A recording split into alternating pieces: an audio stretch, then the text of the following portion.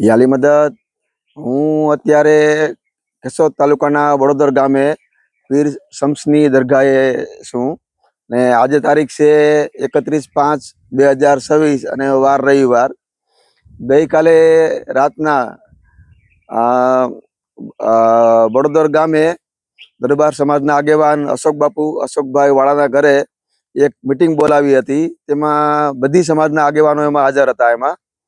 એમાં વડોદર ગામના હાલના સરપંચ દિલાભાઈ સોલંકી જે ખાટ સમાજના આગેવાન છે, તેમજ સરપંચ પણ છે. એ સિવાયના માજી સરપંચ હરિજન સમાજના આગેવાન છે અને માજી સરપંચ ગીગાભાઈ, તેમજ બ્રાહ્મણ સમાજના આગેવાન મહેશભાઈ, એ સિવાયના અમારા ઇસ્માઇલી સમાજના આગેવાન મુખી સાહેબ ફિરોઝભાઈ સોરઠિયા, અને એ સિવાયના આપણે પ્રતાપભાઈ જબલિયા, અને એ સિવાયના ઘણા બધી સમાજના જે મેન આગેવાન હતા એ બધા અમે ગઈકાલે રાતના અશોકભાઈ વાળાના ઘરે મિટિંગ રાખેલી હતી. અને એ મિટિંગમાં ગામના જે અમુક પ્રશ્નો છે એના માટે બધી ચર્ચા કરવામાં આવી હતી. અને આપણે જે મેન કામ છે, જે ટ્રેનનું જે કરવાનું છે, આપણે પ્લેટફોર્મ ને જે બનાવવાનો છે, રેલવેમાં ટિકિટ માટે ટિકિટ માસ્તર નથી, પ્લેટફોર્મ બહુ સાવ નીચું છે, કોઈ ટ્રેનમાં કોઈ ચડી શકતું નથી, ટ્રેનના સ્ટોપ નથી. એ સિવાયના આપણે અત્યારે રસ્તાની ખાસ બહુ તકલીફ છે.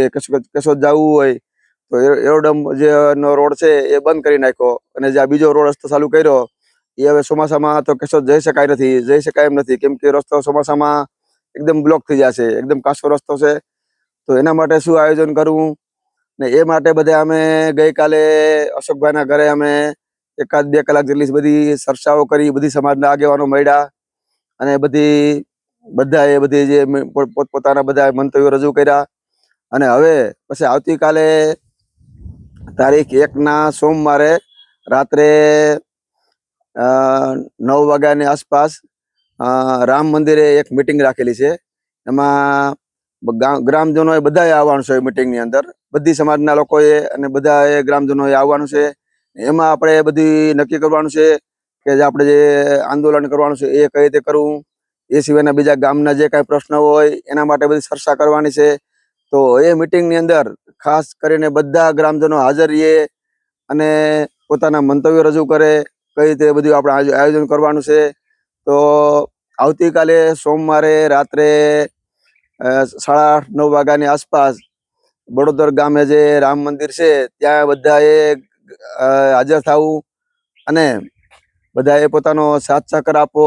આ એક કામ છે, એ કોઈ એક માટે નથી કે મારા માટે નથી કે કોઈ એક સમાજ માટે નથી, બધી સમાજને ફાયદો થાય એમ છે.